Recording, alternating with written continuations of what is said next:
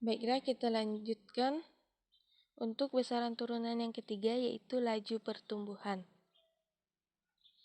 Besaran panjang dan waktu dapat menentukan laju pertumbuhan tanaman.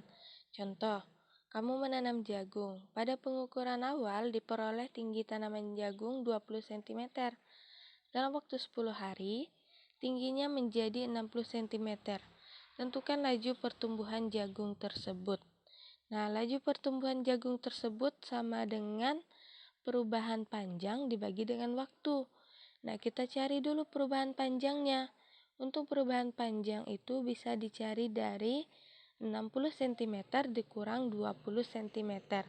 Maka didapatlah 40 cm. Kemudian waktunya 10 hari.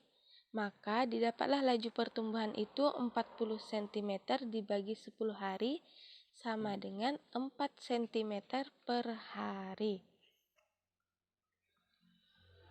Yang keempat itu ada frekuensi denyut nadi.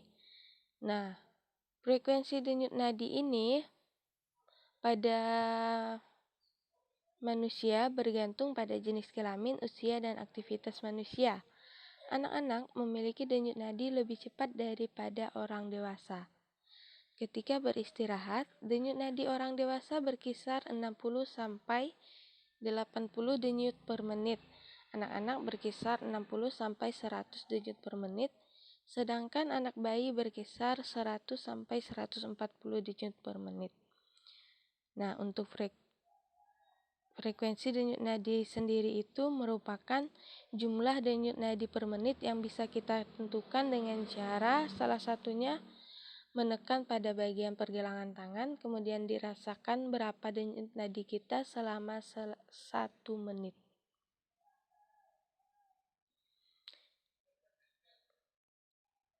Yang kelima, itu ada besaran turunan konsentrasi zat, yaitu besaran yang menyatakan banyaknya zat yang terlarut di dalam pelarut. Contoh, banyaknya garam dalam suatu masakan. Persamaan konsentrasi larutan yaitu massa zat terlarut dibagi dengan volume pelarut. Berikut ada sebuah soal, yaitu Adit membuat larutan gula dengan mencampur 5 gram gula ke dalam 250 ml air. Tentukan konsentrasi larutan gula tersebut. Nah, konsentrasi larutan dari soal itu kita ketahui massa gula 5 gram. Volume air itu 250 ml. Maka konsentrasi larutan yaitu massa dibagi dengan volume. Massanya 5 gram, volumenya 250 ml.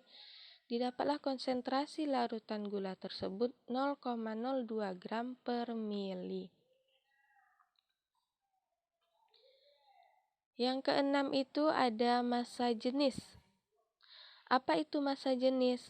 Massa jenis adalah perbandingan antara massa dengan volume zat. Lambangnya bisa kalian lihat, itu dibaca Rho. Nah, untuk rumus massa jenis itu adalah massa dibagi volume benda.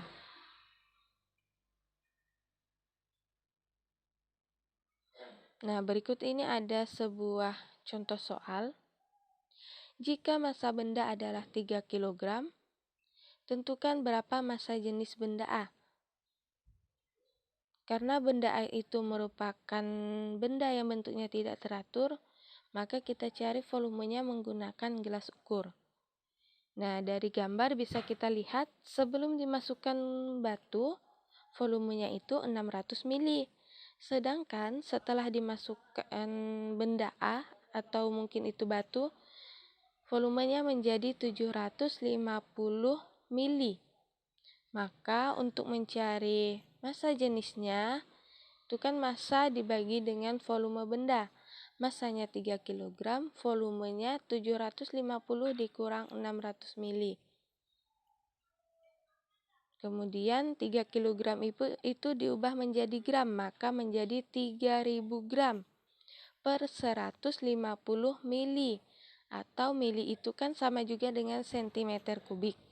Didapatlah massa jenis benda tersebut 20 gram per cm kubik. Ya.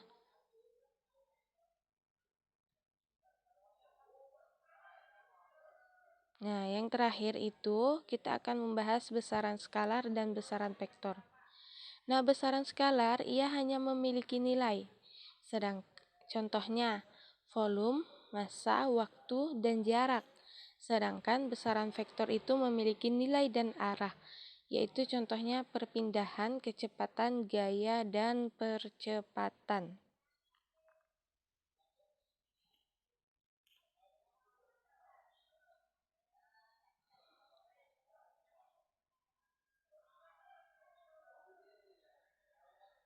Baiklah, sekian yang dapat Ibu sampaikan. Terima kasih. Assalamualaikum warahmatullahi wabarakatuh.